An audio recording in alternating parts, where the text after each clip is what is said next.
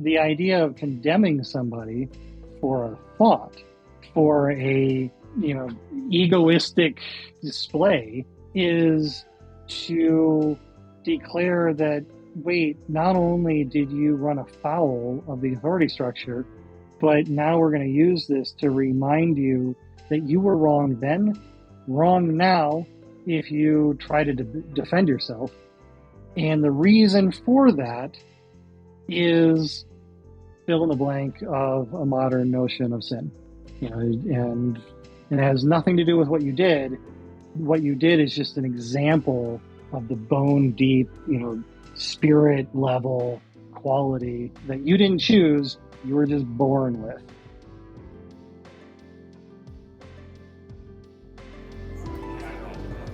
You must be some kind of therapist?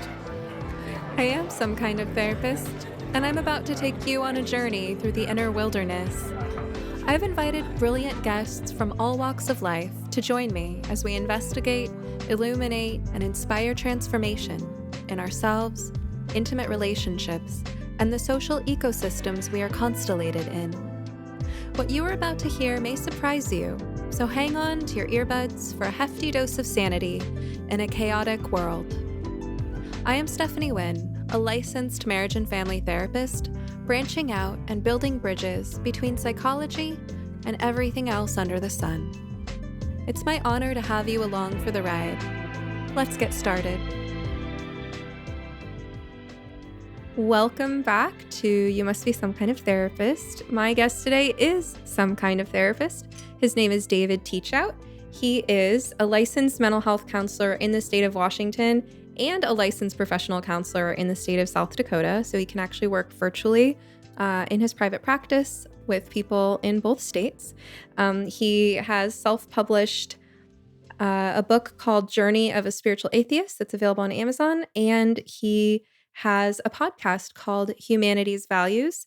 One of David's areas of interest is religious abuse and religious trauma, and I'm excited to interview him about that today. So, David, welcome.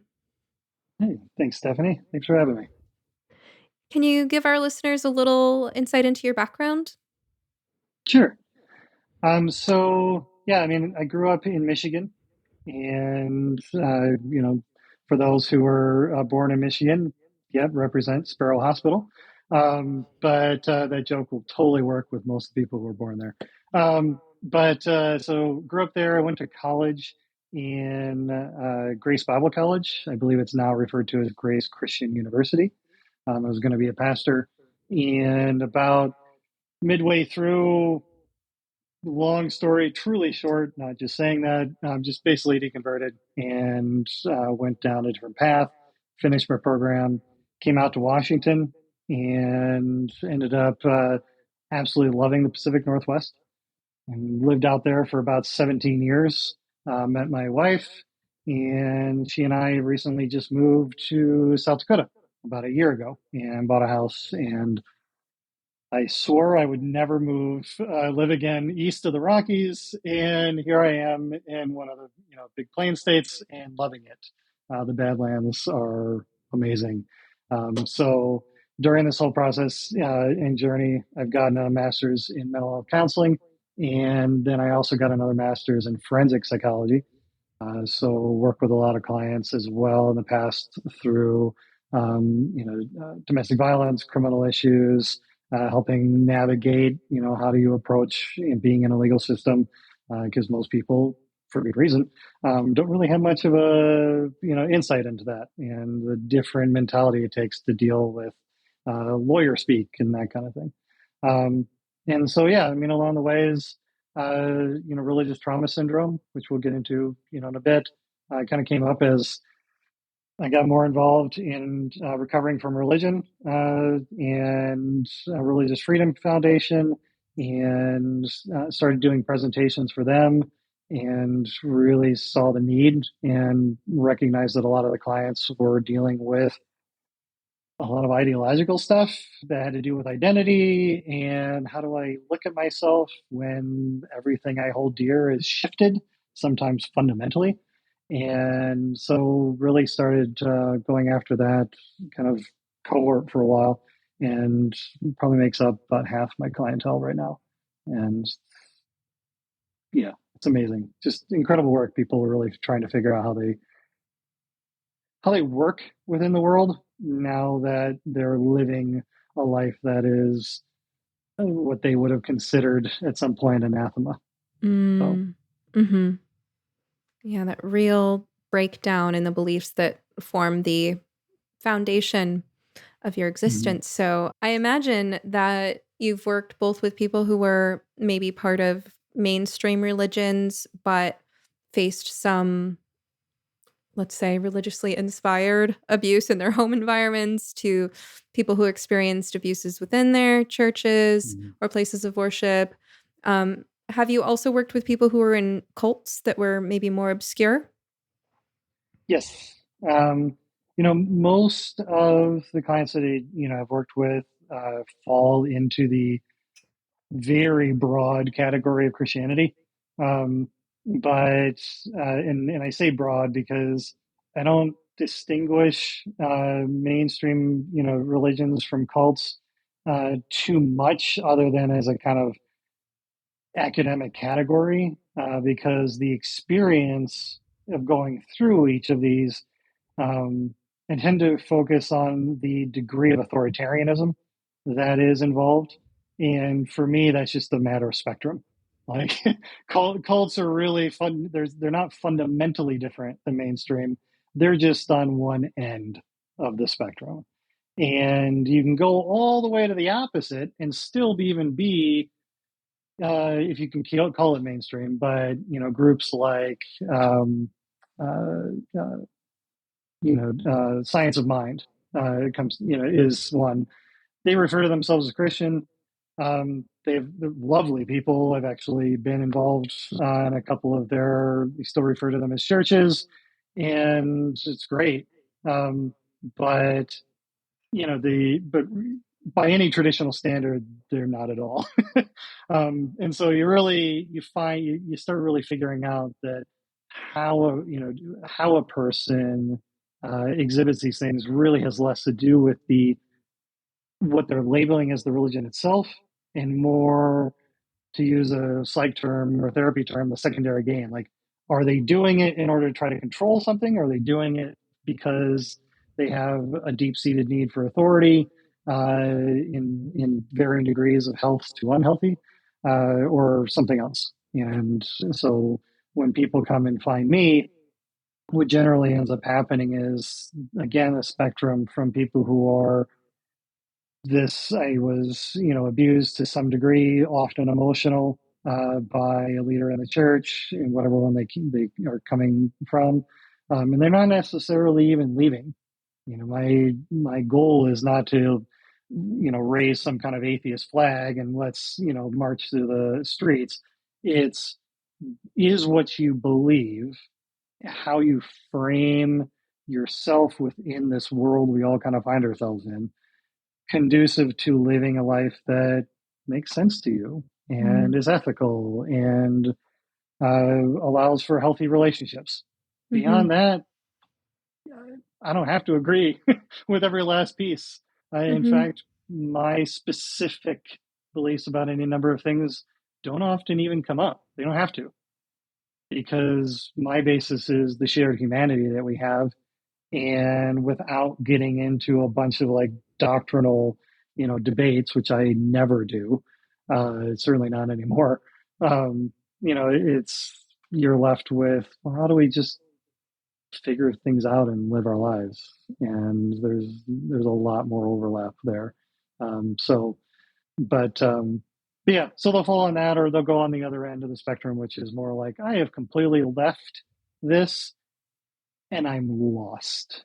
Like the bedrock foundation, to be redundant, is has been shattered. I don't get any more of the idea of, how do I view myself?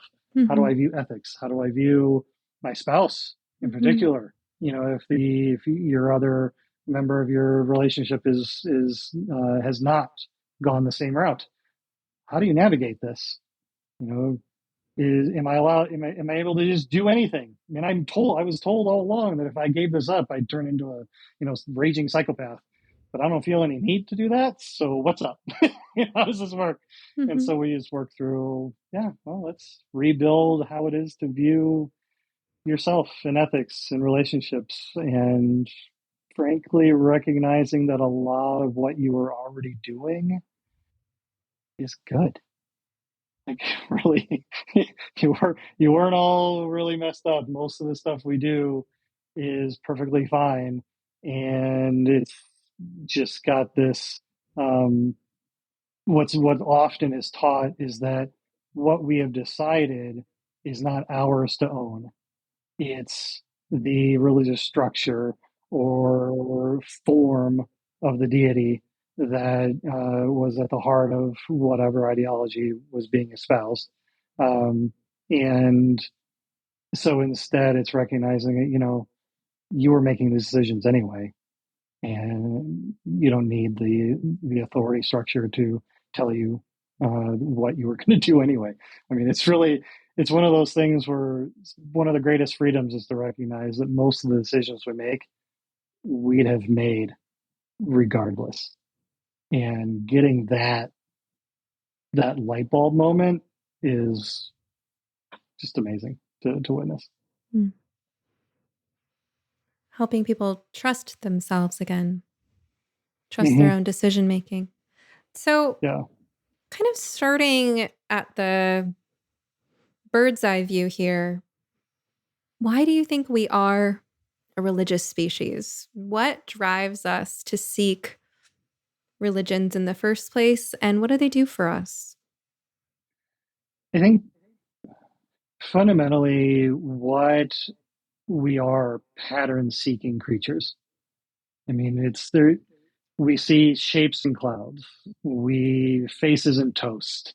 If you've got a house that's older than 20 years, you probably have this speckled ceiling.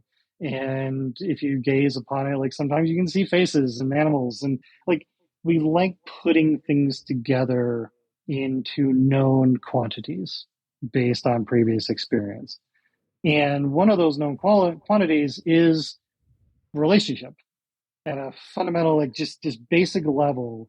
Before you get into labels of what form relationship takes, we are just at base relational creatures. And so combine the relationship with pattern seeking, and what ends up coming up?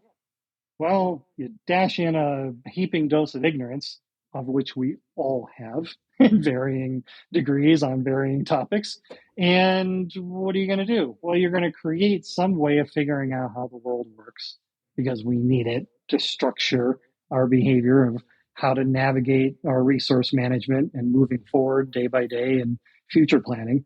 And you bring enough people together who happen to agree and create a structure out of it. Well, there you are. It's either, if it's a structure that's based on a some form of deity or extra physical or supernatural entity, well, now you've got a religion. If it's a structure based on some kind of um, social ideology, well, now you've got a political movement. I mean, really, we the people is fundamentally no different than in the beginning God breathed. It's it's the same thing at the base level of we're trying to figure out how the world works. And if we go down this path, this is what this means for me. And if we go down this path, this is what this means to me because it's going to help me direct my attention to what behavior works within the way that I view the world. And so you create a couple billion of us. And I mean, shoot, you can ask a dozen people, um, what they consider to be family values, and you're going to get a dozen different examples of behavior and what that means. Um, if you ask a dozen people who are so-called eyewitnesses at a crime, you're going to get a dozen different variations on who the person looked like, what happened, and so on. It's really not a stretch that you writ that large into groups, and now you've got a whole bunch of things, systems set up to make sense of things and help you feel connected to one another. Very interesting take. I love how you put that together so clearly. It's the pattern seeking drive and the relationship seeking drive. I also heard, I can't remember where I heard this, but this kind of evolutionary lens that Mhm. I forget what's that number called? The number of people in a tribe not exceeding 150. There's a name for it. I'm forgetting. Dunbar. Sorry, Dunbar? No, maybe I'm getting. it sounds Anyway, familiar. Yeah. the the idea that we evolved to live in bands and tribes of 50 to 150 people, and like you say, relationships are foundational. And when you belong to a tribe, it's really important to maintain good relationships in that tribe. And if you do Mhm. something that violates the moral codes of that tribe, then sooner or later everyone's bound to find out, and you're not going to like the consequences of that. So there's a way that groups, when they're small enough, are kind of self-sustaining. Mhm. Um, when you get to a large enough group, when you start having civilizations and you're encountering strangers as part of civil life, those relationships don't hold you together in the same way. And so I heard this kind of evolutionary lens that we needed some kind of God to make the tribe feel smaller, so that it does feel like, even though the city feels anonymous, it feels like there's a God that's always watching you, and that God is always watching everyone else and knows what you're thinking and knows what you're doing. And so you better be good. And I feel like I'm singing this Santa Claus song right now.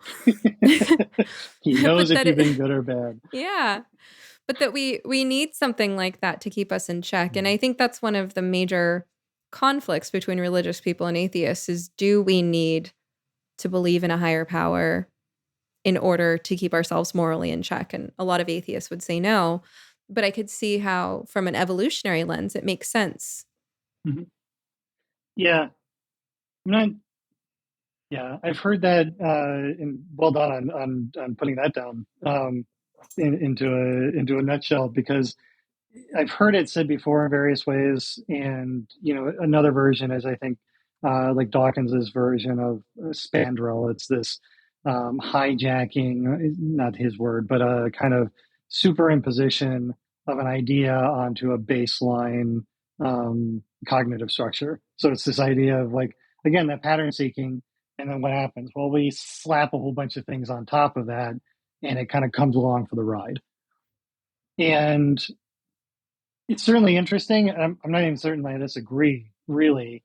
Um, I tend to avoid evolutionary explanations beyond basic structures. Saying this particular behavior developed, I tend to get away from that, because all it takes is a different finding to then jettison the whole thing.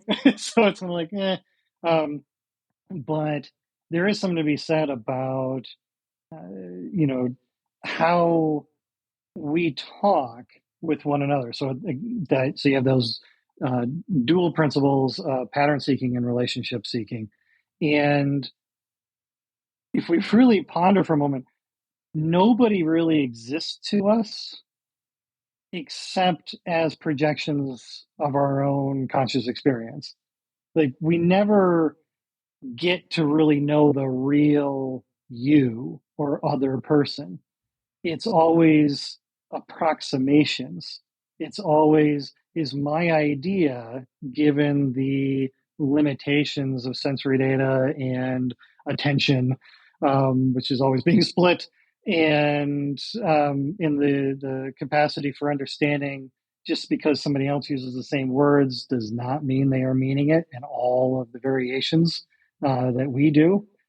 Thankfully, there's enough overlap that 90% of the time we just move along as if. But really, we're living as if life. So we're living as if you do actually understand me. We're living as if you do get me and see me. Um, and and that works. It's okay. It's not a big stretch to go, well, huh. if this person largely exists in my head, then somebody who isn't really alive exists in my head. And maybe I can still talk with them and hear them. And then it's not too big of a stretch to then go from that to, well, if that exists, then and I don't have to have a physiological, relationship in that kind of a gross biological way, then, um, then why not something bigger? And we map then that onto social structures. I mean, odds are there's no way of knowing this probably because not enough information has been passed down, but it's pure speculation. I'd be curious if smaller tribes of less than 50 have a robust religious structure. They may not need it because it's going to grow with the complexity of social relationships. And then we bring that idea of things existing just in my own conscious experience, and that will then grow as well with the size of the structure that keeps the social cohesion.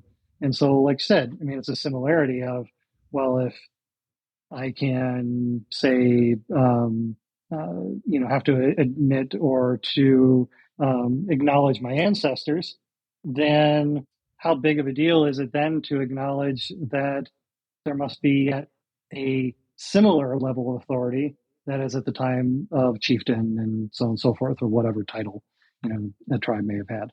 And so we're constantly mapping our conscious experience onto lived experience. And sometimes they work and sometimes they don't at all. And sometimes they work for a very short time and other times they, work for a long time. You have the Catholic Church, few thousand years, like here we are. So, yeah. That's an interesting way of laying it out. I like how you drew the connections between I'm going to use a little psychology jargon, what's called the internalized self object, right? So Mm-hmm.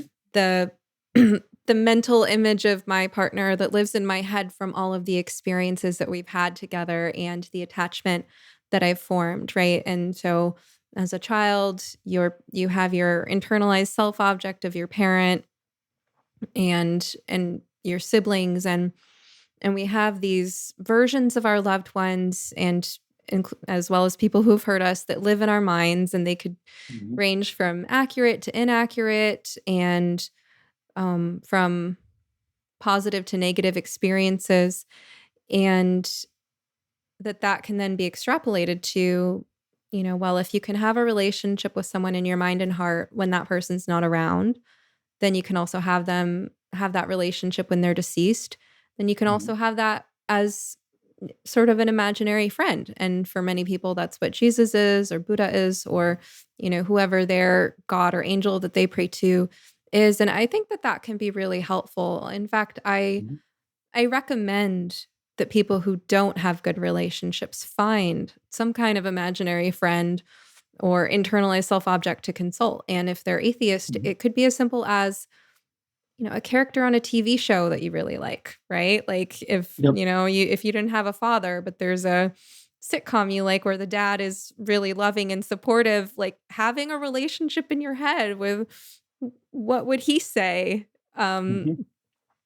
and so I think that these practices of kind of mentalizing and forming a mental image of someone or something that can give you comfort and wise counsel and strength can be hugely beneficial. And I see that in people who have a positive relationship with their religion where it really works for them and they've made it their own and it's a valuable part of their daily life, that's a component, right? It's that sense of their inner relationship with their deity or angel of choice or their ancestors that just adds a lot of meaning and strength to their lives. But then on the Mm-hmm. opposite end of the extreme, and this is probably more we're going to talk about because we're going to talk about religious abuse today, you have the internalized image of the terrifying God, right? The all-knowing, all-powerful God who knows your every thought and is there to scrutinize them for purity. And if you so much as think a sinful thought, then you're, headed to damnation for all eternity. So these things that live in our minds can so powerfully influence our thoughts, moods, and behaviors. And that's really where I hear that you come in. And practically as a therapist, you're saying how a person's religion is working for them is your area of interest. Is it helping them have a life that's happy and healthy and meaningful and robust? And Yep. are their beliefs congruent with goals that are supportive of their well-being? Mm-hmm. And only getting into the nuts and bolts of that when I may be able to identify this makes no sense. Like, if you're really going to draw this, what you just said, and run with it, this just doesn't follow.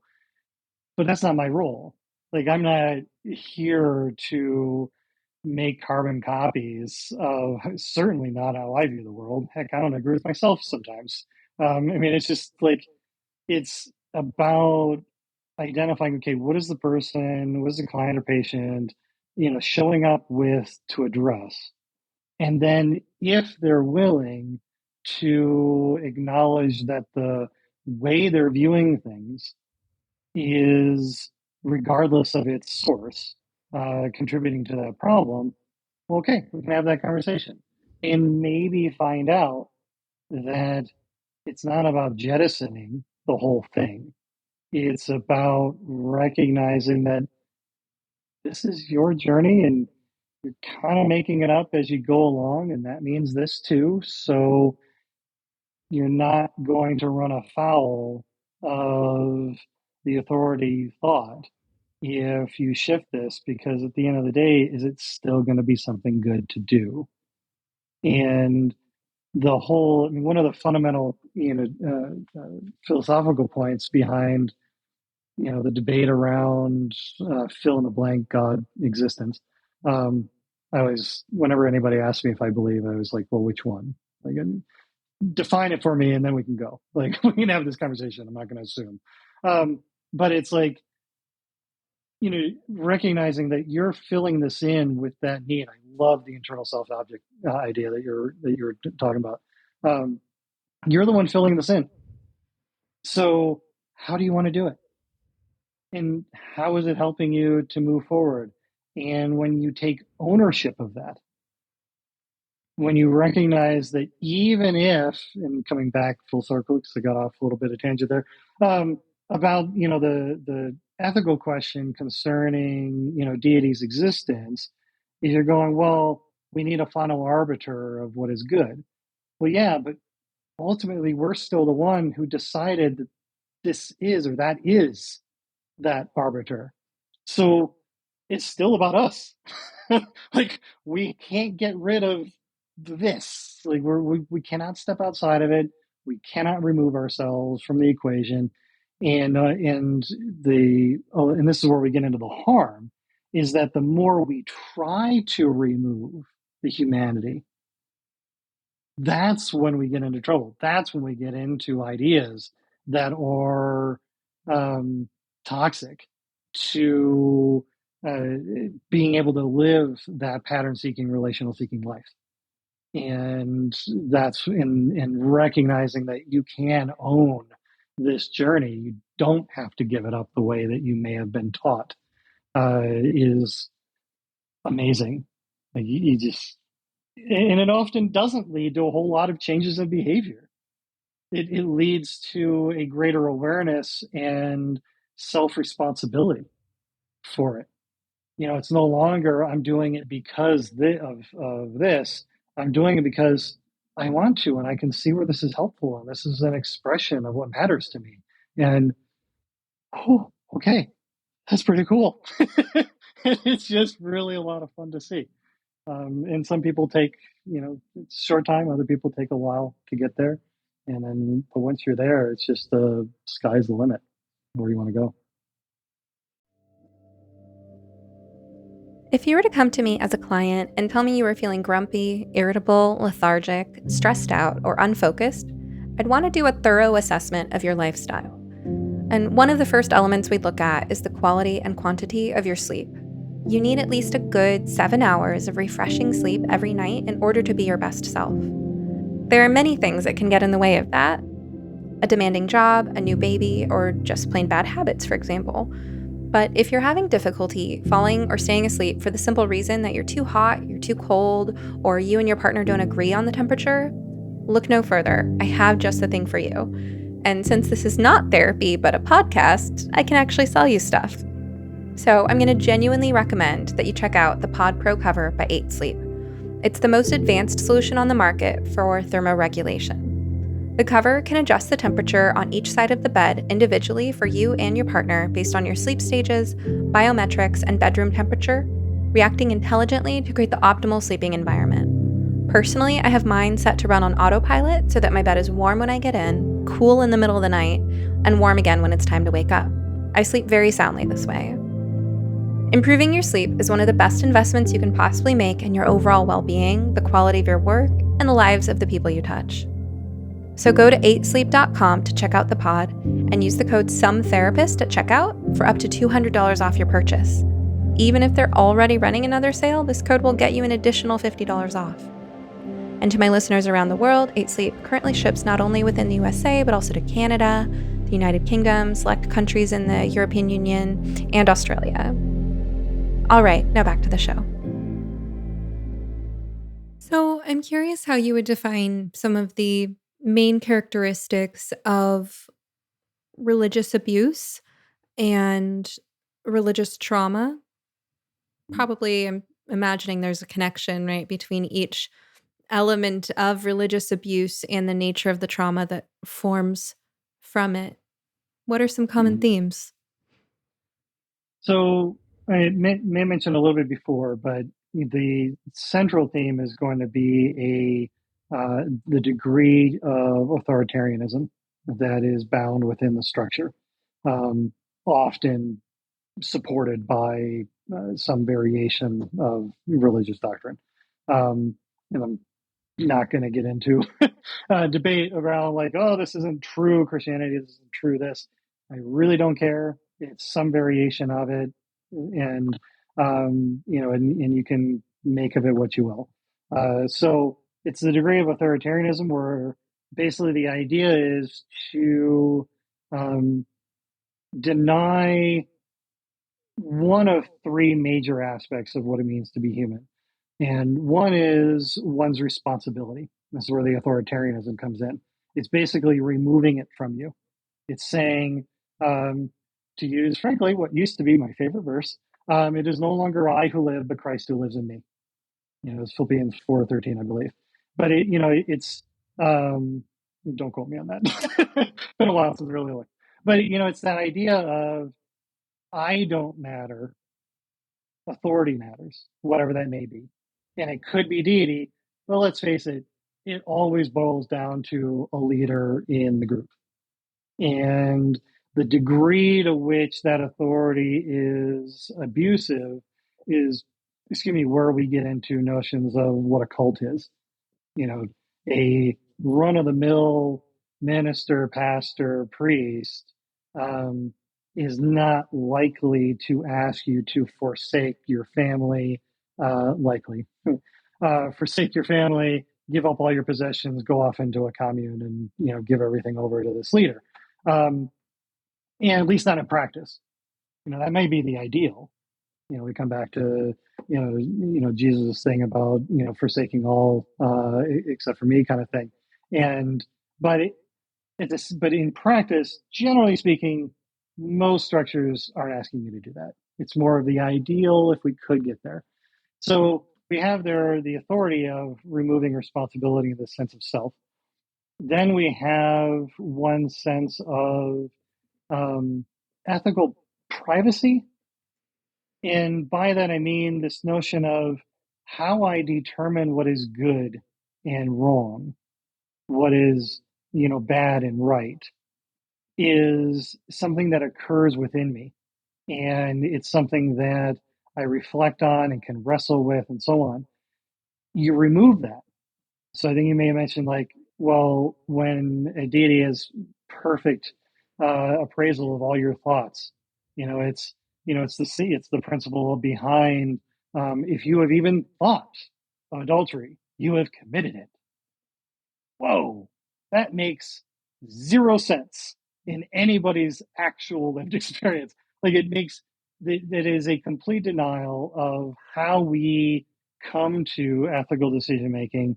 It's, because we will run 100 scenarios in our head to varying degrees of conscious awareness. And before, figuring out this is the behavior I'm going to engage with. And we know at a just bone deep level that our thoughts are not the same as externalized behavior. They can't be. So, and in fact, our entire judicial system is largely based on that. Because we know if we were to start thought policing everybody, we'd all end up in jail and talk about a denial of selfhood. Like, just, yeah, awful. We Anyway. should come back to that because that is happening, right? I love that you brought it Yeah. up. Yeah, ethical No, there's a lot of privacy. overlap.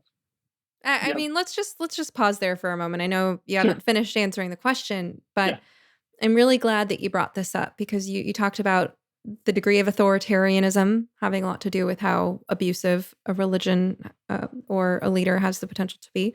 Mhm. Um, and then ethical privacy. And I see this real connection with fear of one's own thoughts. And Mhm. that's really contradictory to what we do as therapists, right? A Oh, yeah. lot of what we do as therapists is help people not be afraid of their own thoughts, both not be afraid of introspection, of, being present with challenging emotions or looking at something that's maybe hard to look at within themselves, but also understanding that a thought is just a thought. So intrusive Mhm. thoughts, for instance, it's it's not uncommon for someone to occasionally have a thought that is really alarming, right? So you mentioned a thought Mhm. of adultery. I mean, that's common. It's connected to human sexuality. A thought of, the potential of harm to oneself or someone else, uh, that's completely separate from any intention or desire to harm, right? Mhm. And if this is new or the person is young or naive or hasn't had the right type of support, it can induce almost a sense of panic. Like, I just thought that thought, right? And I think our job as therapists is sometimes to kind of, treat the thought like the monster under the bed, like it's just a Mhm. thought. That thought doesn't have any power over you. That thought doesn't have to reflect who you are. You have 1,000 Mhm. thoughts a day, and this one just happened to really stand out to you because Right. there's a part of your brain that's looking out for anything that stands out, and this one was Mhm. glaringly disturbing. But that doesn't mean that you're going to act on it. It doesn't mean you have to be No. left feeling the way that this thought leaves you temporarily feeling. Um, Mhm. and you know what else is no one else can read your thoughts, right? There's the fallacy of transparency. We all Mhm. think that people know more than they really do about what we're thinking. Usually, what comes across is our general mood through our body language and demeanor, our energy level, Mhm. perhaps.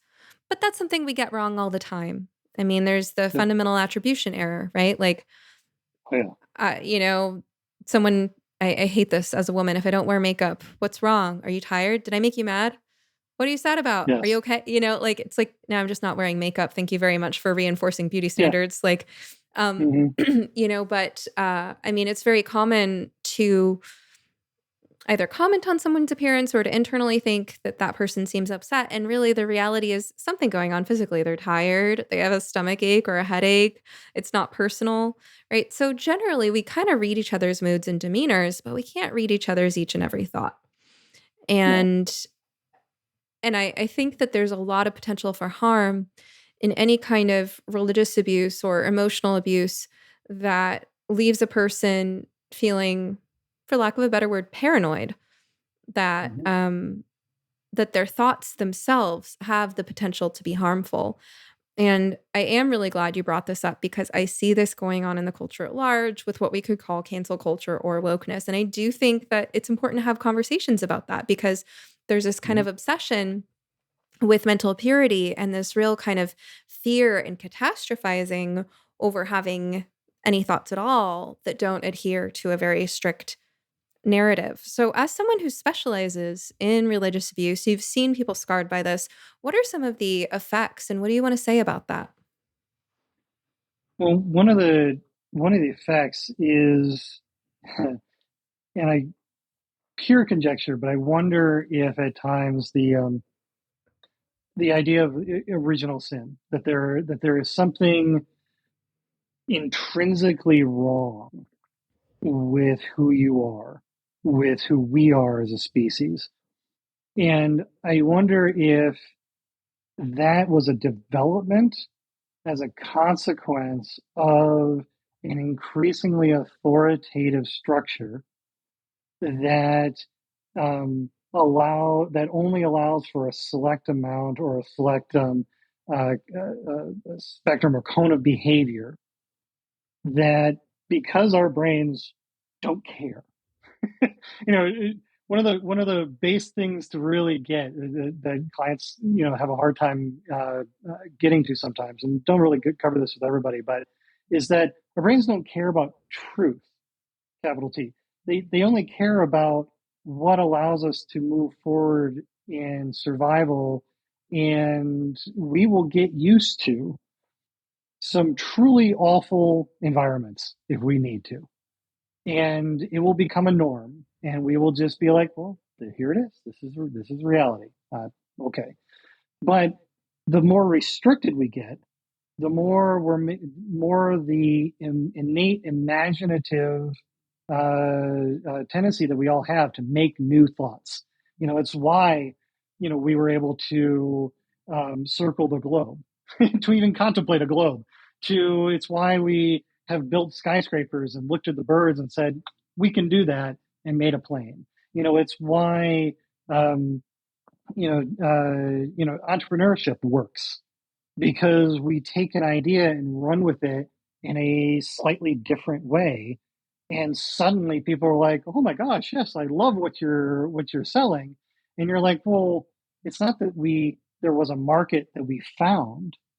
It's in many ways a reciprocity of market creation through this mutual understanding that as we build and expand our experiences, other people will gravitate to that and go, oh, right. You too are human, and this is yet another way of seeing yet another slice of reality. And so the more authoritative a thing, a structure gets, the more things that are deemed aberrant or wrong or sinful or hate speech, all of a sudden then you need if you're not willing to question the authority, you need a doctrine to explain why this keeps coming up, and why I can't control it, and why is it just bubbling up without, like, I didn't choose to have those thoughts. Oh, well, sin. Like, now we have this. Oh, yes. Oh, now that makes sense. It's not you, it's you. It's not the you want to be, it's the you are. And by that, you now need to acquiesce even further to the authority in order to make sure. And then you have the consequence of, well, now, and the only way to actually get better is to fundamentally change one's identity through eventual actual death, or a smaller form of it by acquiescing to this authoritarian structure to some degree. And you absolutely see that these days, where it's like, I mean, really, when it comes to, we met off of Twitter. Twitter is, and I say this with the utmost of affection, the cesspool of all of our thoughts. And, it's an amazing thing, way of social bonding. But at the same time, in many ways, it really is almost like stream of consciousness. Like, what you people are putting out there are things that otherwise we wouldn't in other circumstances. But the cloud idea, this ephemeral, non-structured space, allows us to imaginatively construct all these new things and just throw it out there. And sometimes, yeah, you're going to get some awful things. And at times you're going to get stuff that didn't appear awful on one time, and months down the road, given the inevitable level of ignorance that we all have, it might be deemed wrong, later on in the future. And the idea of condemning somebody for a thought, for a, egoistic, just, display, is to declare that, wait, not only did you run afoul of the authority structure, but now we're going to use this to remind you that you were wrong then, wrong now if you try to defend yourself. And the reason for that is fill in the blank of a modern notion of sin. And it has nothing to do with what you did. What you did is just an example of the bone deep, spirit level quality that you didn't choose. You were just born with, due to some quirk of genetics and the fact that some immutable quality that you have. And there you have it. So I'm sure you can probably fill in the blanks there, where that goes. Couple of important points you brought up there. One main point I heard you expressing is that the fear of our own thoughts and obsession with mental purity and thought policing of one another cuts off innovation. It destroys our ability to be creative because we're too busy being paranoid of our own thoughts, right? There's a Yogi Teabag quote, "A relaxed mind is a creative mind," right? And it makes me think of the learning versus performance zone, which I know I've mentioned on a previous episode somewhere, the idea that we need to be able to play in the sandbox. We need to be able to have a low stakes zone where we're not under a microscope. Nothing terrible is going to happen if we make a mistake, just to play around and explore in order to discover what works and to get good at what works before we are ready to be in a higher stakes performance situation. It also reminds me of something Jordan Peterson said that I came across. I can't remember his exact words, but it was, in order to be able to think, we have to risk offending people. So the impact on society, right? What is the impact on society when there's a group social dynamic and a popular way of thinking that cuts off innovation? There's a tremendous amount of human potential that's cut off there, including the potential to solve problems. I mean, curing cancer, right? Cleaning up the oceans. These are all things where we need innovation and creativity, and we can't have that if we're afraid of our own minds. Right. Well, so I love that point, because and I don't even need, really, we don't even need to go that big. I mean, if we just pause for a moment to reflect on the minutia of little relational connections that we make, whether it be, just the person who dropped the mail off, to the variations of people that we run by on walking the street, that even characters that we watch on TV, jokes that we hear, you know, all of these just little things, the ripple effects of what they have for each one of us, that then continue to ripple and continue to ripple, and what collectively we might be able to allow for and grow, that we don't even need to cure cancer, although that's certainly a possibility if we're really just allowing our minds to go. But it's just simply the quality of not living in as stressful life as we're currently living. I mean, what would it be like to and this isn't carte blanche to be an asshole. Like this is a recognition that, often, if we truly are allowed, and I see this with religious clients who are coming out of it or struggling all the time, they're truly allowed, truly feel the ownership of being able to share their thoughts, and where they're not going to be condemned for having wrong think. that by and large, most of us don't go down really dark paths. Most of us don't. And by most, I do mean like 99.9%. Like, we just don't go there. And what often is happening is because we're so contained that the 0.1% of that, of thoughts that we all tend to happen and end up having an outsized influence because they're drawing so much attention, and then we're stuck there going, well, now I guess my thoughts really matter. And not only that, but that 0.1% of those awful ones really, really matter. And therefore, this is now how I define myself. How utterly grotesque. That's how dehumanizing to go down that path.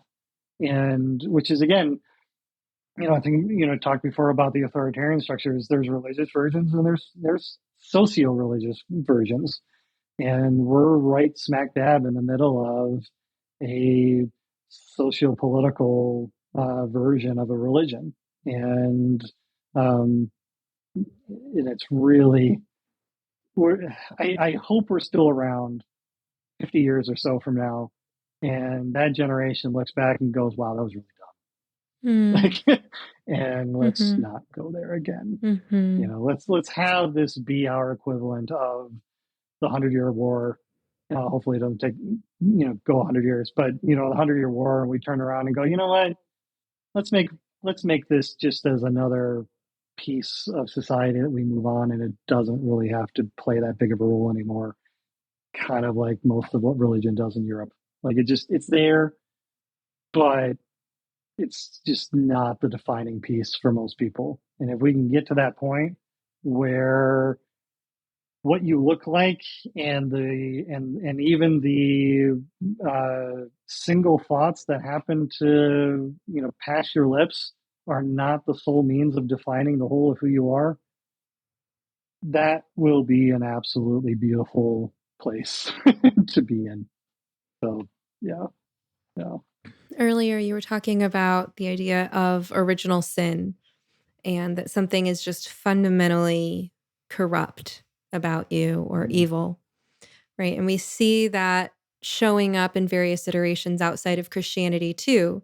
And when it comes to the kind of socio-political religiosity that we're seeing now, this kind of carte blanche writing off of someone, not for the details of the idea that they've shared, but for some kind of moral impurity. It's like there's that connection to original sin as well. And I think John McWhorter talks about this when he talks about wokeness as being religious. And so this, it's not about the quality of your idea, because if there's anything about you that can be deemed to have original sin, then nothing about you should be taken seriously by anyone, because you're just fundamentally corrupt, right? And so I think this is a real kind of place where society's progress is getting jammed up, because there's a lot of people who could be having much more productive dialogues, but where this obsession with moral purity is kind of stopping the dialogue, because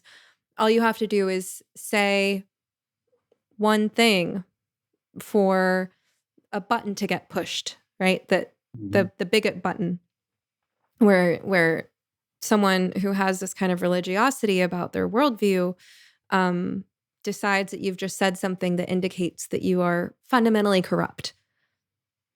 Because there's no other explanation. There's no freedom of thought here. There's no other explanation for why you could have said something that contradicts their worldview. And then you become impure and contaminated, and there's this, we got to sanitize the space and get you out of here and, shrink wrap you. I was also thinking, as you were talking about this moral scrutiny. Do you think that the obsession with moral purity down to the littlest thought or gesture distracts us, ironically, from recognizing what's truly egregious? Because it seems like the more obsessive and ritualistic a religious group or cult is, the more heinous activities are occurring at the highest levels. That's where you have the child abuse and I'll just share. I've briefly mentioned in a couple of places that I've been involved in cults in a long, long ago at this point, and I've been kind of refreshing my memory, learning about cults recently. I've been reading Freedom of Mind by Stephen Hassan or Hmm. Hassan, Yeah. and I've been watching Keep Sweet. It's a newish, I think, documentary on this fundamentalist Mormon cult a few decades ago. And Okay. it's like the more cultish a group is, the more it has these little rituals and rules that determine how you're supposed to go about everything. So, for instance, in the Hare Krishnas, you're supposed to wake up at 4:30 in the morning and, do all of these prayers before you can even eat, right? Hmm. And you have to follow all these rules, right? So no mind altering substances of any kind, including caffeine, right? No meat, no sex, I think no masturbation, no gambling, which gambling is easy for most of us to avoid. I think it's the easiest of all those. Um, and there are all these rituals, right? There's a prayer for everything. There's lots of chanting. There's which hand you use. Some of this is actually derived from legit Hinduism, but Hmm. some elements of an actual religious practice that's organic to certain parts of India, where it's kind of part of their functional society, got turned into a cult, right? Hmm. So, I mean, I want to respect the fact that, for instance, in India, you going back, you wiped your butt with your left hand before they had proper sanitation measures. And that's why you don't touch food with your left hand, right? It's like some of these Yeah. things make It's just sense. thinking that. Okay, you're thinking that too. Same Yeah. thing It's with like, oh yeah. washing the feet of your guest. I mean, people were walking barefoot through streets covered in cow dung. So some things make Hmm. sense, and I think Hinduism is actually quite beautiful in many ways where it's not corrupt. But my point is, when it comes to the rituals of the Hare Krishnas, there's a ritual for everything, for every time of day. There's a rule for your every last thought, and you're supposed to fast on the 11th day after the new moon and the 11th day after the full moon. And once a year, you're supposed to fast even from water. And it's like the more time you spend in something like that, the more you feel like you need direction and guidance for every little Anything. move, every breath, right? And so if you look at any group that's really cultish, it's just full of all these things. And, some of them don't make sense. It's like, that people shouldn't wear a certain color of clothing. Um, and I mean, you can probably come up with some examples I haven't heard of just ridiculous rules. And it's like, what's the point of all these rules? Well, maybe to make you kind of paranoid and mistrust your own judgment and to instill magical thinking. And I think it kind of disconnects you from your senses, because it's like, okay, well, if there's a God who's offended by, I'm just going to make this up because this isn't any religion I know of.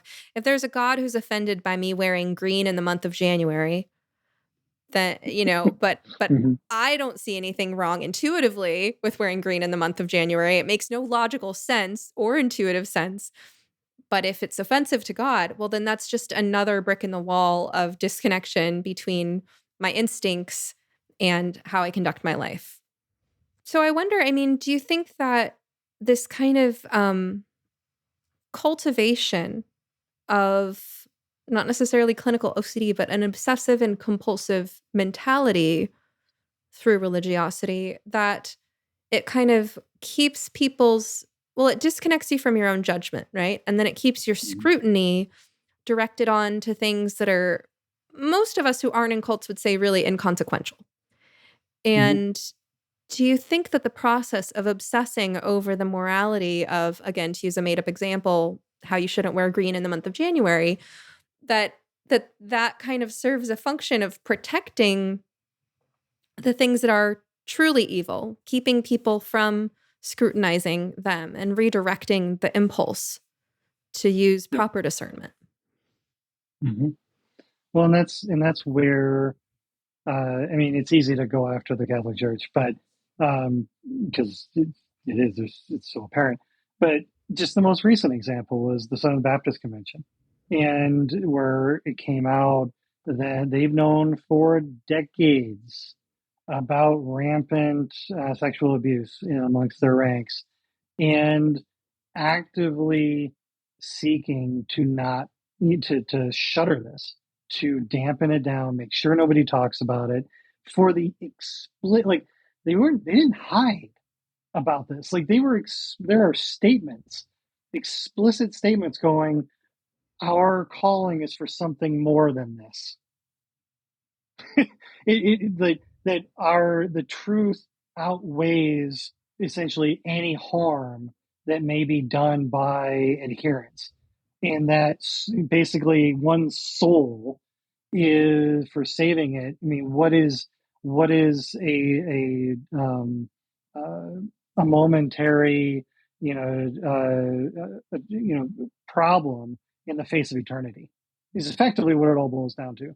And when you put yourself, when you have made yourself the embodiment of belonging to a movement, an ideology, a structure that is about things that are eternal or difficult to grasp. I mean, if you notice that we're looking at thoughts and emotions and things that are readily accessible, and so when you're talking about that, it's easy to remove oneself from the the grossness of biology of the interpersonal. Like that's less important.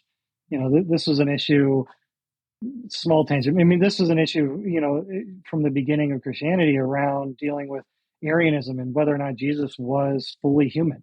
And there was a big old debate, lots of people died, around, whether or not he was fully human and fully God.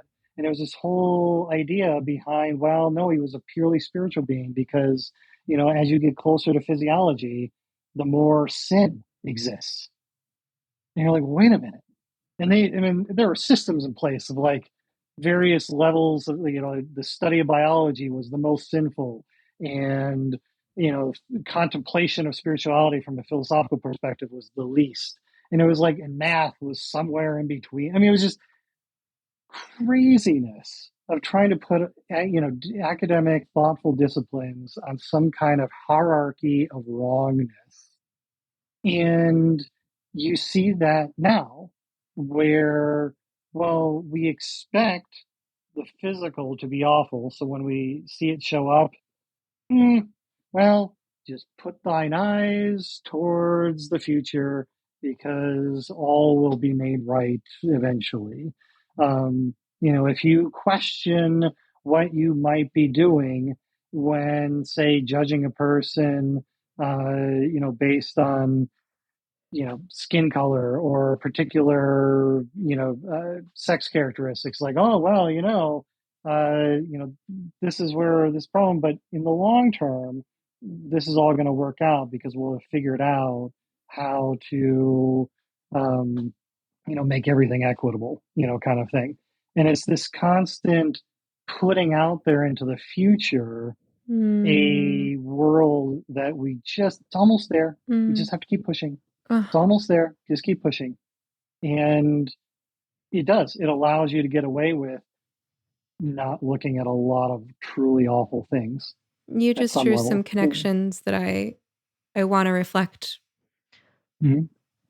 So as you were talking, I was kind of associating with how religions teach people to distrust their bodies, right? So we know that control Mm-hmm. of sexuality is one of those, right? To make people afraid of something as natural as having a sexual desire. Similarly, control of appetites. When I think about the Hare Krishnas and the emphasis on kind of controlling your tongue, being vegetarian, only eating food that's been blessed by God according to your rituals, and sex and food are these basic drives that are rooted in biology and that are closely linked with other physical drives like being aware of how your body feels and what it needs. And emotions are rooted in the body too, right? So it's like Hmm. if you can teach people to dissociate from things like sexuality, hunger, and other sensations, then you can also teach them to dissociate from their emotions. And you can take people out of the present moment and kind of sell them on the future instead, right? So you make this link with child abuse, that in the most egregious acts of violence are justified by saying, well, that's really no big deal compared to the afterlife, which is what we're here for. And then you just drew Hmm. this connection with the uh, political ideology that's so common right now, with which we could call woke ideology. That again, it's this distrust your senses, right? So in religion, people are being told, ignore this thing that seems important because it's really not important. And what's important is what's on the other side, this heaven that we're trying to Hmm. get to, right? And in the process, you can distrust this and that and ignore this and that. Well, similarly, in kind of modern quote unquote anti racism, which I don't think is actually anti racist, it's not what it calls itself. Um, No. there's this ignore your perception that there's racism happening here. Ignore your perception that it's wrong to discriminate against people for, let's say, being white or being male or not feeling the need to try to change their sex or for having money or, any of these quote unquote privileged categories that someone might belong to. There's this message: ignore your perception that what we're doing right now toward people we label as privileged is actually hateful, which it is, right? It's Hmm. and it's oftentimes quite cruel and punishing, the attitudes held Hmm. toward people of perceived privileged status. But it's, hey, don't look at the man behind the screen, right? Don't pay attention to what according to your natural physical and moral instincts feels distasteful about this. That sense that this is not loving, this is not safe, this is not right, because it'll all be worth it. The sacrifice Hmm. of tolerating this abuse based on demographics will all be worth it for the promised land of, Hmm. the ideal future of living in a perfectly anti-racist world. Yep. Well, it's well, anytime I mean, this subtle shift from equality to equity, which I always, tend to put, the defining the difference is equality plus authority equals equity, because Hmm. you need authority to make things equal in that sense. Hmm. If you're going to make outcomes the same, then you have to have an authoritative structure to make it happen, because natural reality is not equal outcomes. That is bizarre. Like it Mm-hmm. makes there is zero sense in that Mm-hmm. in a natural world. I mean, even if we were to make, and totally stealing from Sam Harris and others, but even if we were to make a perfect equitable system where there was not a shred of even potential bias and so on. So let's delve right into fantasy land. All of that's gone. We are still going to have variations in outcomes depending on how you crunch the numbers, because of interests, because of genetic proclivities, because of family dynamics, because of circumstance. I mean, I Heaven love going forbid back free to, will. yeah, I mean, I love going back to pet rocks. Really? Pet rocks. They What? were rocks. Pet rocks? Oh, this was back, yeah, back in the 80s. You could literally get a nice little thing. It was a rock in a little baggie, and it was your pet. Okay. And I don't know how much money it made, but the fact that it even was marketed at all I mean, it's just like we're making this stuff up, and we're living in this, that's not equitable. It's just like variations of circumstance. You'd never be able to get that now. You wouldn't be able to pass that off. Instead, we have, other, things that are equally ridiculous.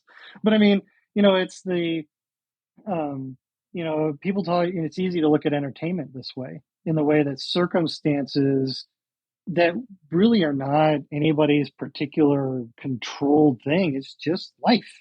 And some things come up, and that's a great idea, but it didn't work out real well. And then suddenly, 10 years later, the fad shifted, and now everything's great. I mean, I love superhero movies. I grew up, watching some of the initial Spider-Man movies that I don't even know if you could find, but they were cheesy. It was awesome, but they were like in the late '70s, early '80s, and they flopped. Like it didn't go anywhere, and people were like, "Oh, well, now you can't, throw a movie ticket without hitting a superhero movie." I mean, it's just like in somebody to look at that and go, no, wait, no, we needed everything to be, demarcated by 20% superhero movies, 20% rom-coms, and so on, like in order to have these equal outcomes, is just absurd, any more than it is, well, as long as we have this percentage of people who happen to have a certain level of melanin are going to be, like it's almost as if you're not who you are, but what you are determines how you think, how you should think, and what you should be interested in. Hmm. And it's like, no, that's talk about debilitating. And again, we come back to that authoritative structure. In what's the authority is about removing will. It is about removing self-efficacy from the person. It is about supplanting how we see ourselves as effective creatures and to replace it with some, authority structure of some kind. Could be a person, could be, whatever, it doesn't matter. But that's fundamentally what it's about. And we are smack dab in the middle of it to varying degrees. As a therapist, I've gotten an up close and personal view at what people tend to struggle with day in and day out. Turns out it's almost universal that we know we should be taking better care of ourselves in terms of the basic building blocks of well being, like diet and exercise. But as valuable as it is for our mental and physical health to change our lifestyle habits, it's also much easier said than done. People often set goals that are too lofty, only to feel even worse about themselves when their aspirations inevitably fail. That's why I recommend starting with positive changes that are as simple as possible. Enter my new favorite beverage line. Organifi makes it so easy to improve your nutrition and start feeling better right now, with refreshing plant-based blends of superfoods and adaptogens that you can just mix with water. My personal favorite is their green juice. It contains moringa, ashwagandha, chlorella, spirulina, wheatgrass, beets, turmeric, mint, lemon, and coconut water. 100% organic with no added sugar, and it tastes great. My family loves Organifi Gold, which promotes relaxation and restful sleep, served mixed with warm almond milk before bed. Organifi also makes several other powerful blends, all organic and loaded with vitamins, minerals, antioxidants, phytonutrients, anti-inflammatory herbs, and adaptogens. For less than $3 and 3 grams of sugar per serving, you can start giving your cells the support they need to manage stress and feel good. Check out their product line at Organifi.com. That's spelled ORGANIFI.com. And use promo code SOMETHERAPIST to get 20% off your entire order. Your whole body will thank you. That reliance on an authority figure, you connect it with a distrust of nature, a distrust of free will, that things could happen at random, stochastically, or because of the butterfly effect, that circumstances can unfold, people's interests can develop in different ways, and there's going to be an unequal distribution of various things, and that could be okay is like sacrilegious to this Mm-hmm. authoritarian worldview that you talk about. But in order to enforce their version of equality, you have to cut off your senses. You have to Mm-hmm. distrust nature and embodiment and free will and all of that. And again, there's this kind of directing scrutiny where it's not needed, directing Mm-hmm. scrutiny to small things that are made into problems because you're looking at the world through a certain lens, a lens that we could describe as religious, even if it doesn't see itself as religious, that through this lens, you're looking for inequality everywhere, right? Mm-hmm. And then that becomes your mission and your purpose. That becomes your prayer. That becomes your worship. That becomes how you purify yourself through your attempts to purify the world by seeking out and eradicating your version of evil, which is some kind of injustice. And then Mm-hmm. everything gets filtered through that lens. And the only explanation for anything that you view as less than flawless in the world is some kind of inequality or injustice that is basically evil. And then you must direct your scrutiny toward eradicating that rather than preserving that instinct for things that really need it. An Mm-hmm. example of where I've seen this carried to an extreme that comes to mind is I had a classmate in graduate school who was like the wokest member of our school at the time. And now from what I hear, the graduate programs are kind of all like the way that she thought and the way that she wanted all of us to think. Um, and I remember seeing her post on Facebook once that she was outraged that Facebook's reaction emojis had blue eyes, which I had to look real closely. I could not see blue eyes. I mean, they looked black to me.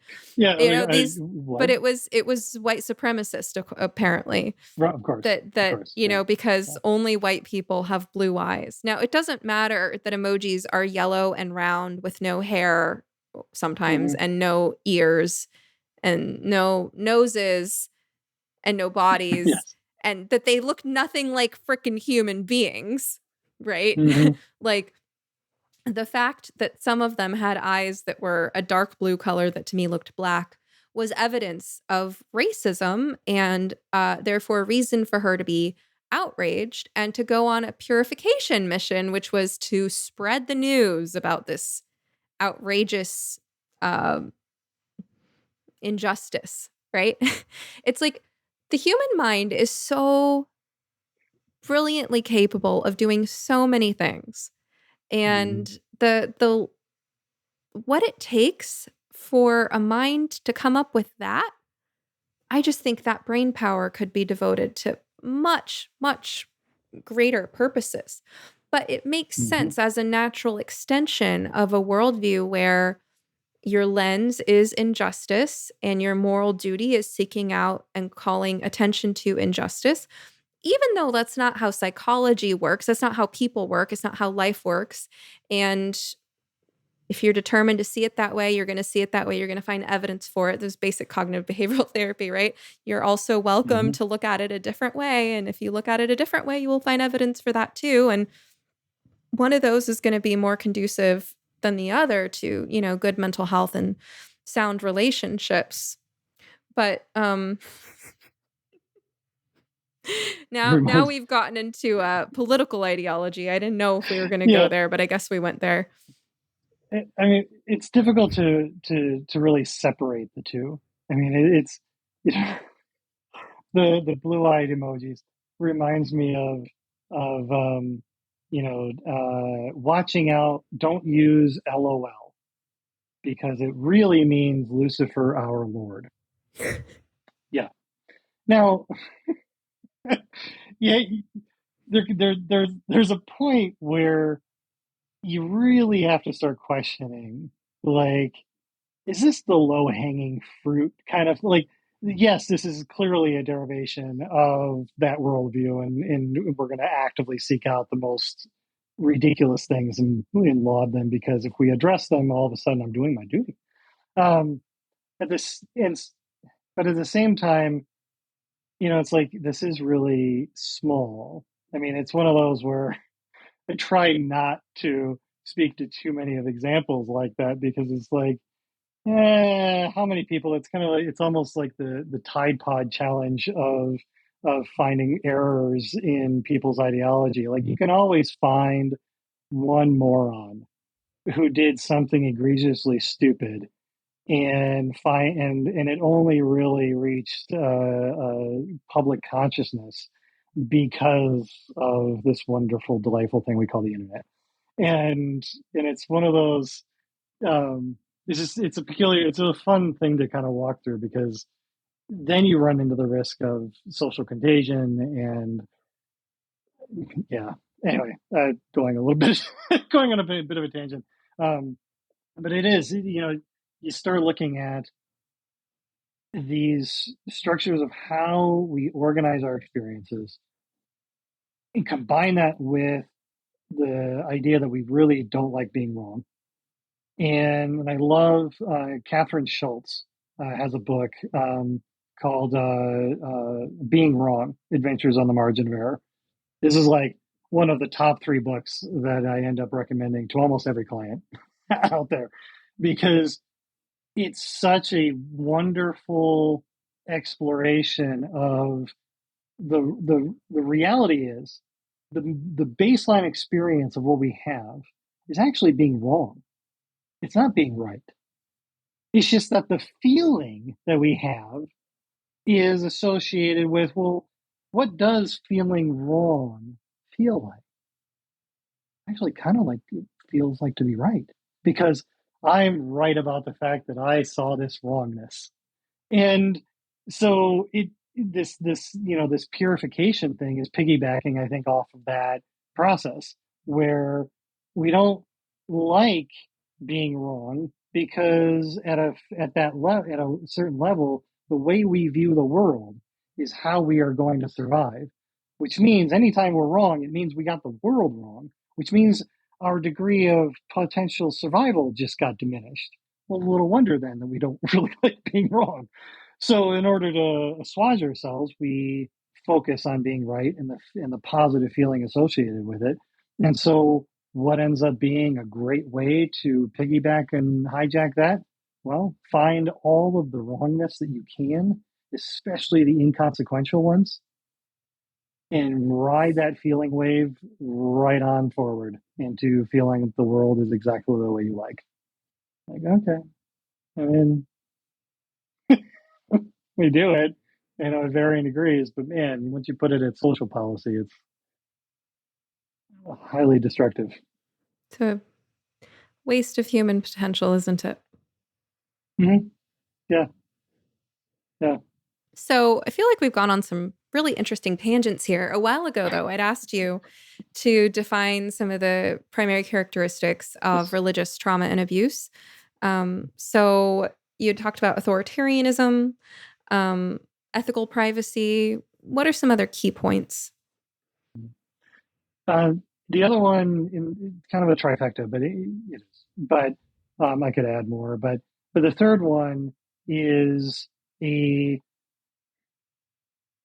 is a definitional issue around what it means to uh, make decisions within your own body, to um, to form an identity and various identities. It's like we'll refer to it like, I have to put on my work hat because I'm going to work. I have to put on my family hat because I'm here. I have to, whatever. We put on these different personas or whatever word you want to use, and we do that rather effortlessly. It's like we don't even think about it. And what the stemming from the authority that then bridges into that the violation of ethical privacy then violates the sense of being a shifting, multifaceted being in changing circumstances. And what it replaces it with is a singularity. It says you must maintain this level of authenticity, and it almost weaponizes it. And we see this And most people, like, you don't need the rest of it to be there. We see it all the time when people are like, I don't know if I'm really being the real me. I'm struggling with, is this who I am? That wasn't me. Like that was that was something else. I don't know what came over me, kind of thing. And the reality is that it's all you. There's just not there's no singular you that goes that is permanent, and so we're constantly in this interactive role with everything we're around. And what the religious structure, whether it's religious or socio-political, says is that no, there is only one version, and you have to be it all the time, and any aberration from it is grounds for condemnation and judgment and shame and malignant self-doubt. And so, it's the principle of do not forsake the assembly. It's why you go to church on Sundays and then go to church on Wednesdays, and why you go to the Bible study on Thursdays, and then or the Hare Krishnas. Why, like, that's an egregious example, but really it's just on a spectrum of making sure that who you are is viewed only through a very narrow lens, and you never step outside of it, because who you are is only this, period. And you see that in then religious circles, you see it in socio-political circles, where if you happen to question, say, gun control policy that isn't going to do actually any good, well, you call yourself a liberal. Or, these days, if you were to dare to question the fact that, maybe Donald Trump is a malignant, awful person and shouldn't be, running, and you call yourself a, conservative. It's like, wait a minute, what? It's this almost weaponization of the new No True Scotsman fallacy. It's like any outward change, you have now stepped outside of it. And same thing with you pick a gender, and anytime you step outside of this variation in what socially prescribed behaviors, oh wow, now you stepped outside of it. Well, that must mean that something else is going on here. And you're like, wait a minute, whatever happened to human variation? Whatever happened to contemplating how we may show up? We're not jigsaw puzzles. We are, I don't know, lava lamps.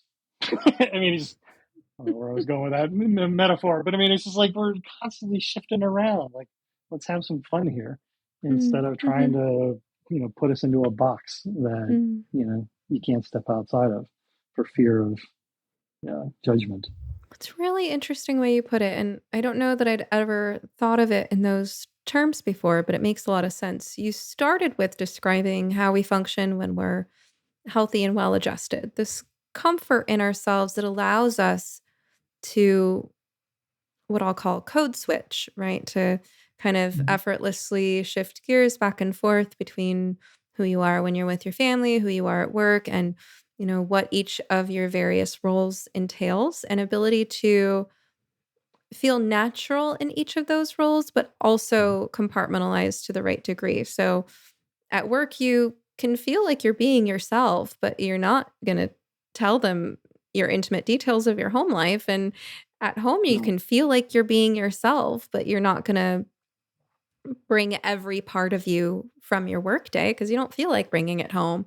So the ability to compartmentalize and code switch, but also have a cohesive sense of self and to be able to relax and get comfortable in each of those roles. I like how you defined how that works in a healthy person, because then I can have context and I'm like, oh yeah, I do that. Yeah, I'm pretty well adjusted at this point in my life, and then I can compare that. Yep.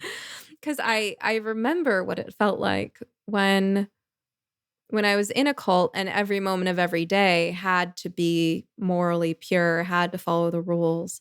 And I remember when I tried to operate outside of it, um, that sort of just a lot of free floating anxiety about like, how do I show up in this role? I don't know how to do this role. Even if I was technically capable of whatever the duties of that role might have been, having, well, I was in college at the time. So, having college jobs, taking college classes, um, I was able to do the responsibilities, but there was this real like, how do I do this? Who am I when I'm in this role? How does this connect at all to what I thought my life was about? Yeah. And then I think about how you started to kind of draw a connection there with the gender stuff. One thing I've noticed from working with families who are concerned about their youth who are involved in gender ideology is that everything the youth does has to become about gender, everything, right? And I've worked with a family that's told me everything my kid does, everything they're interested in, I Google that phrase plus gender.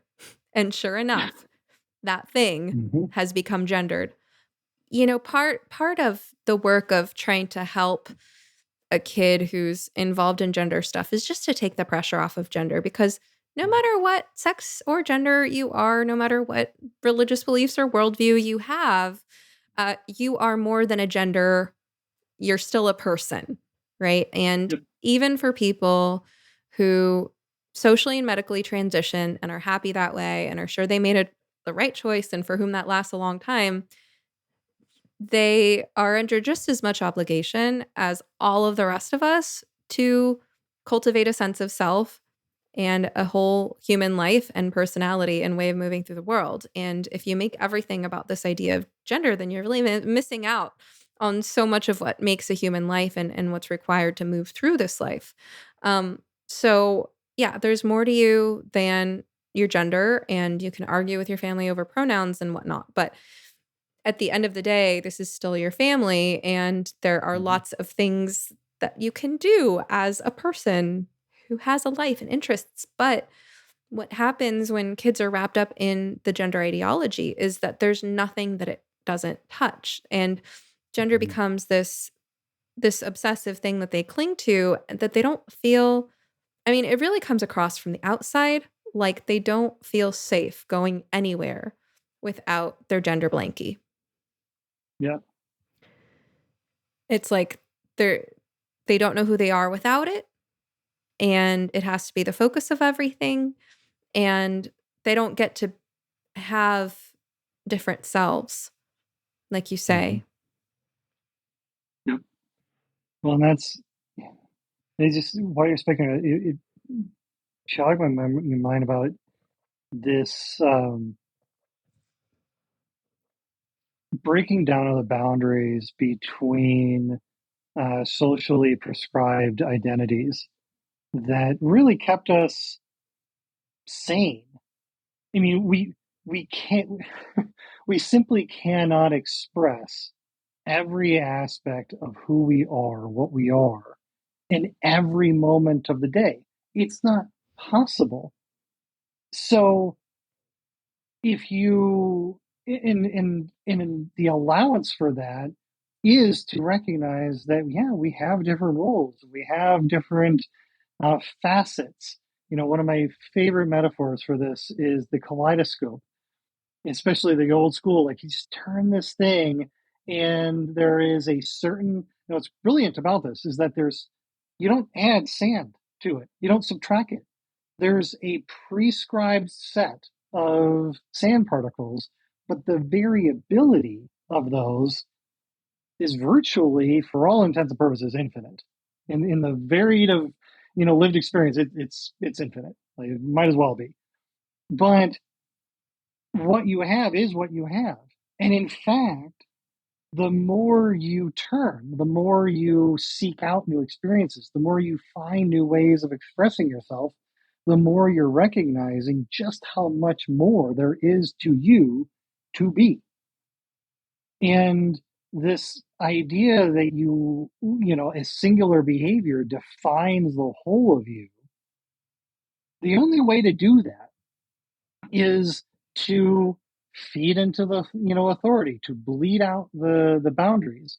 It's like these ERGs that have blown up over the last decade in corporate. They're called ERGs. employee. Yeah, they're called employee, not led groups, but basically employee interest groups, where you'll have these. You're usually led by employees.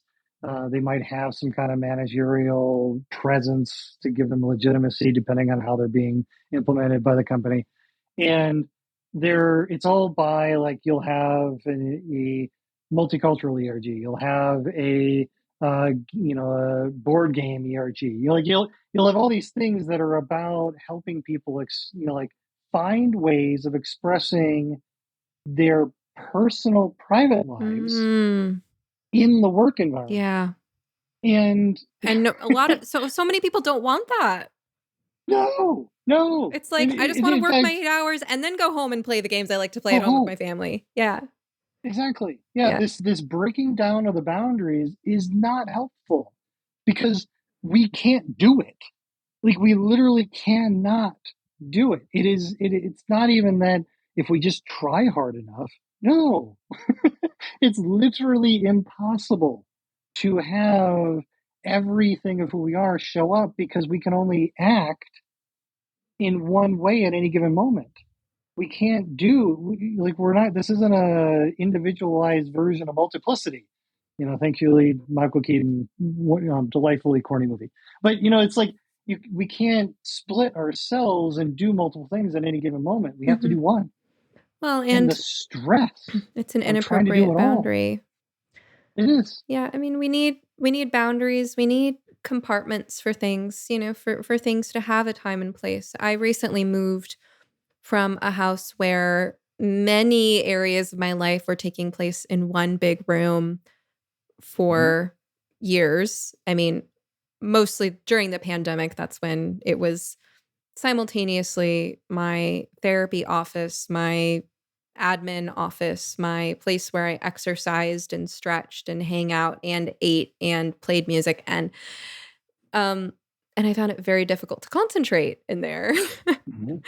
Oh yeah. Especially on any, concentrate on a conversation, sure. When I'm sitting and talking to a person, I'm engrossed in that. But, to sit down at my desk and focus on a project when I had so many other things. And now I'm in a different home environment where this office is just my office. And I am concentrating so much better in here, because when I come in here, this is the place where it's just my work. And Mhm. I appreciate that boundary. A lot of people come to work as a respite from home, or a welcome Mhm. change of pace from home, a place where they can concentrate on their work better than they could at home. And sometimes people have things going on in their personal lives that they would rather forget about at work. Or they have things that are enriching and meaningful and wonderful to them about their personal lives, but that are too dear to their heart to want to share with some random employee who they might not want to be close friends with. It's perfectly okay to have respectful, polite, collegial relationships and not have to be close with everyone or to like everyone. And those boundaries of professionalism make it safe for that. The fact that there is a kind of a basic code of conduct of how we all treat each other with respect and cooperation without having to agree on everything, that's what keeps things civil. Whereas when you're expected to have these friendly relationships and let your guard down and share these other parts of you, well, then you get into all the elements of human relationships where it's like, yeah, these might not be the people I want to share that with. And now I have a problem Yeah. at work because I don't feel like being best friends with Mike in HR. Um, Mhm. yeah, boundaries, code switching, Yep. compartmentalization, psychological flexibility, living Yep. a well-rounded life. I didn't know we were going to get into any of this stuff. See, even today, some conversations I go into a little bit more like, I have no idea what we're going to talk about today. I was like, today, whoa, okay, religious abuse. There's the thing we're going to talk about, but here we ended up. I hope you've been enjoying this episode of You Must Be Some Kind of Therapist podcast. If you like what you're hearing, now's a great time to like, subscribe, follow, rate, review, or share. You can also support the podcast by visiting sometherapist.com/shop, where you will find goods and services I have personally curated to support your well-being and enrich your life. We're just building the shop, so check back periodically and feel free to suggest recommendations. All right, now back to the show. Well, it reminds there's Fukuyama, who's more well known for the end of history. He's commonly misunderstood, but he wrote a book called Identity that I think is well worth reading by particularly people who are in social sciences. But he said, he noted that one of the fundamental shifts that happened in the last decade or two is that we used to consider identity as um, being derived from broader experience, and it was kind of like a way of working within different contexts. But now it's been reversed, where identity gets to define what the context is. That we've taken on this, dare I say, godlike power to say that what my thoughts are gets to define what reality is. And if it isn't, well, then now I get to do something about it. And yeah. So that would be Okay. like, to give an example, would be like if you and I started off this conversation with me going, I am a white, quote unquote, cisgendered, heterosexual woman who is a partner and a step parent living in Portland, Oregon, from a working class background, now middle class. I am sitting here talking with a white, fill in the blank, Uh-huh. atheist, fill in the blank, and these identities, like as if that's the most important way to introduce, Yeah. right? And then if I carried that, I mean, if I were looking through that lens, then I could think about, I mean, it's such a cynical lens. You didn't interrupt me because it's hard for me to come up with an example. I was going to say, if I were looking through that lens and I could think about every time you interrupted me, which you didn't even, and view it in terms of power, there he goes, being a man, Yeah. interrupting me, or Mm-hmm. man-interrupting, or Yeah. mansplaining, or or of course he would say that he's white. I mean, it's Yeah. such a cynical Oh, yeah. world, and it's so reductionistic, and And it just makes me so sad that people are hinging their sense of how they work and how other people work based on this stuff, because it's so shallow and empty. And Mhm. identity does develop through time and experience and relationships in different roles, and people aren't having those experiences because they're too busy labeling and shaming and blaming. Mhm. Adolescence is a time that we start to experiment with identity, and we do so on very fragile grounds because we don't have the experience. So we cling Mhm. to, I mean, when I was that age, what bands you're into, and your band t-shirts, and what patches and pins you have on your backpack, and Uh-huh. where you shop for clothes and things like that. In different youth subcultures, it could be the emphasis on shoes or sports or whatever. But it's like, tribalism 101, right? Like, Mhm. okay, what are the signifiers of my tribe that I think I want to affiliate with? And maybe it changes from year to year or even month to month. And it's all shaky and kind of dramatic because kids are just exploring it for the first time. It's not really founded on anything. And it takes years of experience and trial and error to discover who you really are in any kind of stable or cohesive way. And of course, that's anxiety provoking. And I think right now we live in a time when there's this kind of false bill of goods being sold that you can somehow opt out of that process just by Mhm. choosing an identity online. Well, there's certain identities that are going to be assigned to you, right? And Yes. you can't get out of Yeah. that. Um, Nope. but but there are certain ones you can choose, and so at least choose that, and that this will somehow solve the problem of developing an identity. And then you could just tell people, I'm a this, I'm a that, respect me, and now this determines the context of our conversation. Mhm. Now, Yep. anything you say Identity to me, defines reality. anything you do that makes me uncomfortable or that triggers my insecurities must be because you're discriminating against me for being a blank. And mean, what a great get out of jail free card that is, except it's Oh tragic yeah. because facing rejection the natural way without these walls that you can put up kind of forces you to see who you people really are and aren't, and what parts of you need some refinement to be Mhm. more likable. Um, and so you have people who are just bypassing the whole process, the whole identity development process, clinging to these labels, and then that's kind of the determiner of how you're going to like and respect me and what it means if you don't. Mhm. Well, I guess we got into identity politics. I didn't know we were going to. But I mean, It's as really therapists, we're it. concerned with how people develop We have to. personalities, and Yeah, this is really, really bad for character formation. absolutely. Well, and any time that we are perpetuating the notion that a thought, or even a set of thoughts, or a set of emotional labels, defines any single experience, certainly any totality of a person, we should be checking ourselves really hard. That is the exact opposite of the life that we need to be promoting, just as individuals, let alone as professional therapists. I mean, the last thing I want is for, I mean, this gets us into, a common question that I get is, so I know that what happened to me as a child is what had is why I'm doing this now. Or there's this it's singular line of connecting that happens, and it's like, so when are we going to talk about my childhood? I'm like, maybe not ever. I mean, it might come up. You're just not going to avoid it. But you're an adult.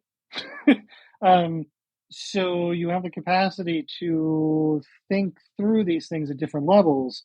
In fact, I would be a poor steward of this journey we're on by reinforcing the notion that a single event, and it's never just a single event, defined how you're now acting now.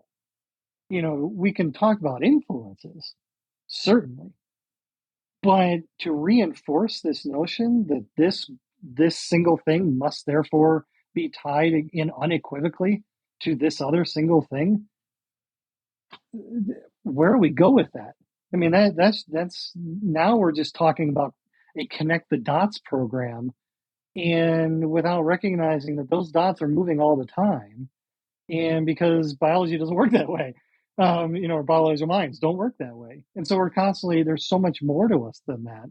And if we're going to try to play the connect the dots game, it's little wonder that we keep getting further and further triggered, because it's inherently destabilizing. Mm. It Hmm. is divorcing us from how we actually live in the world. And that is just, which of course I recognize that at some level that's almost why it ends up happening, because then, oh, you feel anxious about this, oh, you're uncertain, well, come back, come to our group, come to our say gender affirming party, and or some level of affirmation, in order, because you need to keep getting that affirmation fix in order to deal with the perpetual uncertainty that you're dealing with, and never questioning the fact that it's actually the very practices you're engaged with that are doing it. Mm. Again, full circle, right back Hmm. to, oh, you Hmm. questioned or had a thought about your next door neighbor, or had a bad thought, oh, well, that's the sin. Now you have to come to church in order to make sure. I mean, it's just this you never get outside of, and it's just this snake eating its tail thing. Mm. And the greatest freedom is to just get the hell off of Hmm. the go around, in order to mix a whole bunch of metaphors there. But yeah. You talked about the and you meant this in a cheeky way, but an affirmation party, right? And it just Yeah. kind of takes me back to the gender everything, gender baby IKEA shark, right? The you know that your worldview is fragile when you need to constantly reinforce it. Mm-hmm. um you know Going back to the Hare Krishnas, it's like you're supposed to be chanting all the time, like that's if you're not doing anything else, like what should you be doing when you're not doing anything else? Chanting. What should you be doing when you're, preparing the food, washing the dishes, driving the car? Chanting. Like that you have to constantly remind yourself of this kind of key element of your worldview. Mhm. And it's the same thing with, I would imagine, the most extreme religions and cults that you've helped people out of, is that they have to kind of constantly remind themselves. And I remember where it got to a point where, and this is very typical for cults, right? Where things ratchet up. There's this kind of initial honeymoon phase of love bombing, of you're special and now Mhm. you're one of us and we're going to show you all the best aspects of who we are as a culture and why you should love this. And then the authoritarianism just kind of ratchets up the deeper you go, right? And they'll use guilt and intimidation tactics just like in abusive relationships, where you're like, that seemed like an innocent enough activity. It seemed like a good one, in fact, but I'm being treated with such anger and Mhm. hostility. I must have done something wrong. And it's all part of mind Mhm. control, to the point where you're, only supposed to be reinforcing the things that fit the ideology 100%. And I think that, to bring it back to the gender thing, this is part of how we can see that it does operate like a cult for many people, is that if you're a member of this cult, even though there's no single charismatic leader, the internet takes the place of a lot of that it's Mhm. like you're not allowed to not be thinking about it all the time. And you have to be constantly reaffirming, re-exposing yourself to the messages, and you need everyone to agree with you. And you should try to live with other people who share your views, only associate with other people who share your views, and affirm your identity. And the rest of the world is quote unquote not safe. There's this kind of paranoia, which Yep. also resembles cults, right? Because in cults, it's like the Oh yeah. outside world is sinful. Those are all the people who are going to Mhm. hell. You got Yep. to only associate with the pure ones. Mhm. Oh yeah. Yep. Satan rules the principalities of the air, which is all the governments, and it's like, okay, but it's really, and there's that self-proclaimed martyrdom desire.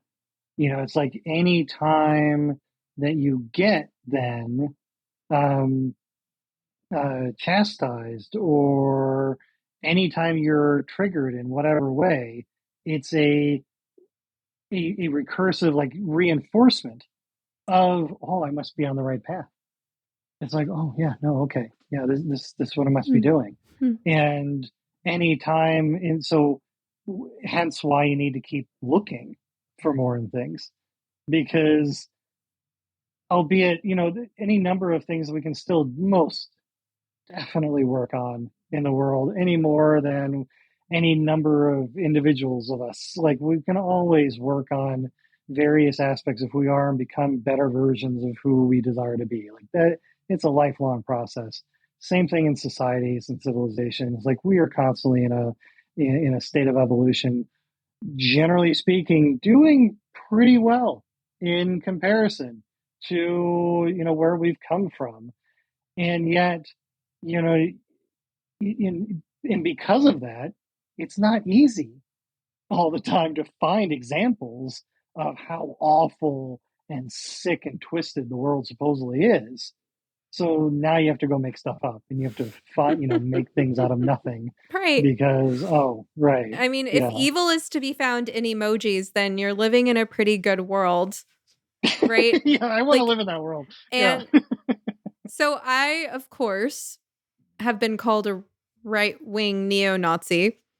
Um, I uh, mean, and I'm thinking, each like, their own.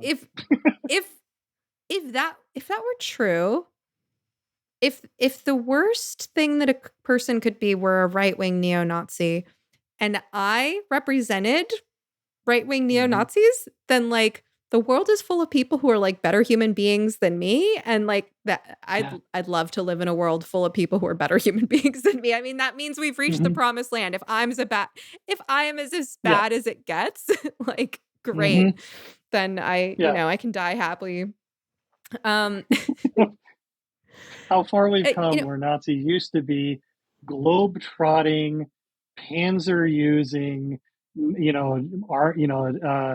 military monoliths to now polo wearing tiki torch waving morons. I'm like, sure, call them whatever you want, but I'm happy we live in a world where those are the Nazis. Yeah. Like, that's the best you can And do, not, finding evil in the world. that's the best. Yeah. Like, Wow. really? We've really succeeded in Okay. rooting out 99.9% of evil if this is what's left. This is what's left. Yes. This has been a serious conversation, but I'm glad we're ending on a light note. And I really am getting this message of hope, right? And it's a message that's been throughout what you've been sharing today. It's a message of that it's okay to trust your instincts, that religious abuse will make a person deeply paranoid and cynical.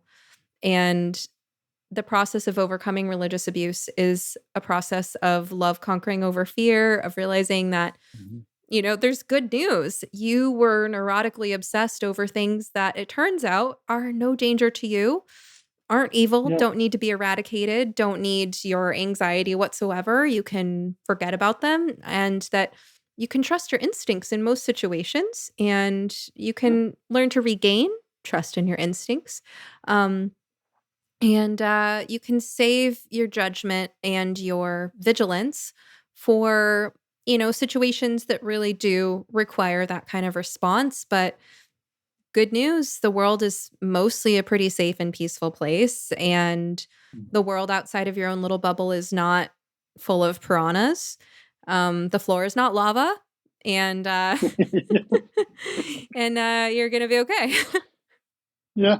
Yeah. I mean, by and large. The floor is not lava. I might make that the title of this. I don't Actually, think people will get it. That would be awesome. But yeah. But I'm just writing that down just in case. Okay. Well, David, it's been a pleasure. So tell people where they can find you. Yeah, I have a lifeweavings.com is my primary site.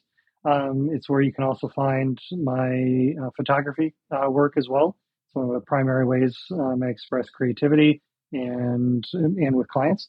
And then as well, humanitiesvalues.com is primarily where my podcast is found. A lot of resources. It can also be listened to on everywhere. So, and then I'm also on Twitter at Lifeweavings, and I also have a Facebook business page as well that's pretty easy to find there. So, yeah, I'm everywhere and just trying to have as much fun as possible with amidst the seriousness of figuring out this life. So, yeah. It's been a pleasure having you. Thank you so much. Thank you. I hope you enjoyed this episode of You Must Be Some Kind of Therapist podcast with Stephanie Wynn, LMFT. This podcast is produced by Eric and Amber Beels at Different Mix. Special thanks to the talented musician Joey Pecoraro for our theme song, Half Awake. At sometherapist.com, you can find more information on any topic, guest, resource, product, or service you've heard of here today. You can also follow me on Twitter or Instagram at sometherapist. If you would like to ask a question, suggest a topic, be a guest, or invite me to speak, you can email us at hello@sometherapist.com. You can also send us a voice memo with your question, and we just might play it. Of course, just because I'm some therapist doesn't mean I'm your therapist. This podcast is not a substitute for medical advice. If you need help, ask your doctor or browse your local therapists online. And whatever you do next, please take care of yourself. Eat well, sleep well, move your body, get outside, and tell someone you love them. You're worth it.